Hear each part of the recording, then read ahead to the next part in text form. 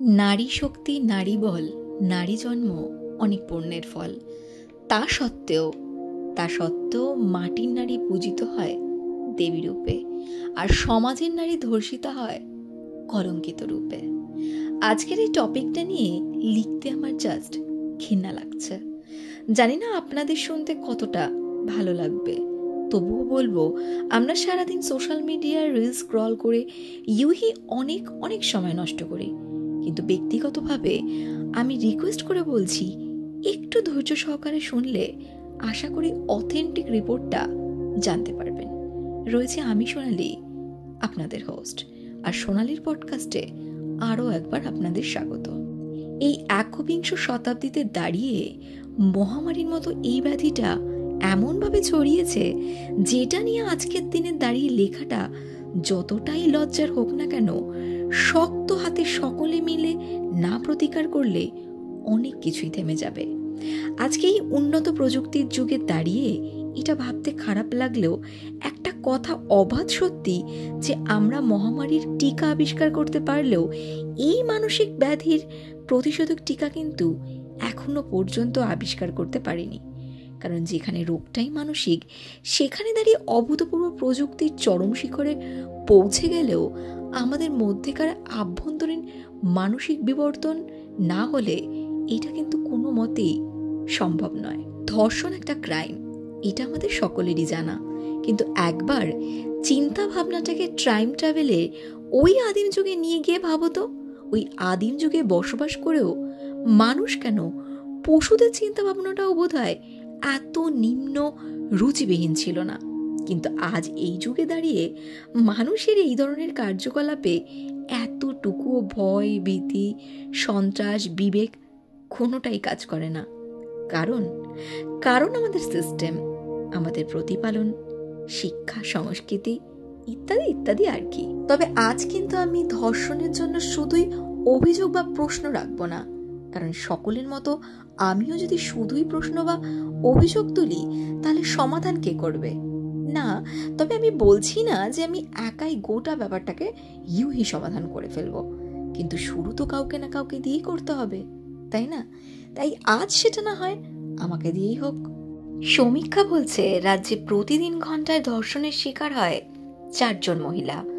তার মধ্যে 2017 থেকে 22 সালের মধ্যে এনসিআরবির তথ্য অনুযায়ী ভারতে মোট ধর্ষণের শিকার 1,89,000। এই সংখ্যাটা রিপোর্টের তথ্য অনুযায়ী।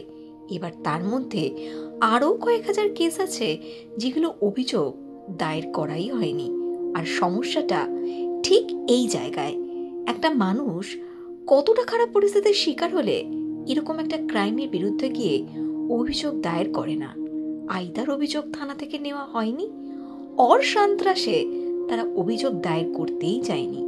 এই পাশবিক নির্মম অত্যাচার হওয়া সত্ত্বেও এনসিআরবির রিপোর্ট বলছে 2017 থেকে 22 সালের মধ্যে আরও 85% কেস আছে যেগুলো আনরিপোর্টেড। তার মানে বোঝাই যাচ্ছে যে রেপ কেসের সংখ্যাটা আদেও কতটা বেশি। আর এই বর্তমানের কথা নাই বা বললাম, কারণ এর বর্তমান সংখ্যাটা হয়তো এর থেকে 5 গুণ বেড়ে গেছে, যার প্রমাণ প্রতিদিন প্রতি মুহূর্তে অহরহ সমস্ত জায়গায় আমরা দেখতে পাচ্ছি। 2024 সালে ভারতবর্ষের একটা সংশোধনাগারে থাকা রেপিস্টদের উপর একটা অ্যানালাইসিস করা হয়েছিল। এই রিপোর্ট অনুযায়ী তথ্য বলছে বেশিরভাগ রেপিস্টদের মানসিকতা হলো রেপের মাধ্যমে ভিকটিমদের শাস্তি দেওয়া। মানে ব্যাপারটা একটু বুঝিয়ে বলছি, মানে রেপকে তারা একটা শাস্তির মাধ্যম হিসেবে গণ্য করে। তাই যাদের উপর রাগ বা হিংসাত্মক মানসিকতা তৈরি হয়, তাদের ক্ষেত্রে রেপের মতন ভয়ঙ্কর পরিস্থিতি হতে বারবার দেখা গেছে। অন্যদিকে আবার অধিকাংশ ক্ষেত্রে রেপিস্টদের বয়স সীমা দেখা গেছে 20 থেকে 32 বছরের মধ্যে।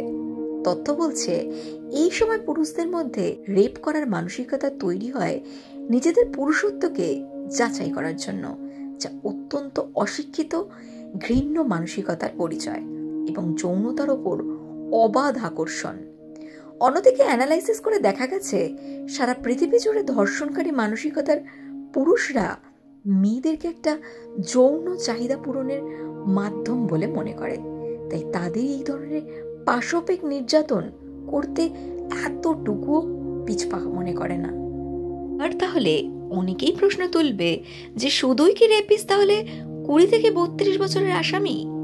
একেবারেই কিন্তু তাই নয়। এই সংখ্যাটা বেশি হলেও বর্তমানে কিন্তু 50 অতিক্রম করেছে এরকম রেপিস্টদের সংখ্যা 40% দেখা গেছে। আর এই বয়সসীমা তাদের 80তেও কোনো ক্ষেত্রে গিয়ে ঠেকেছে।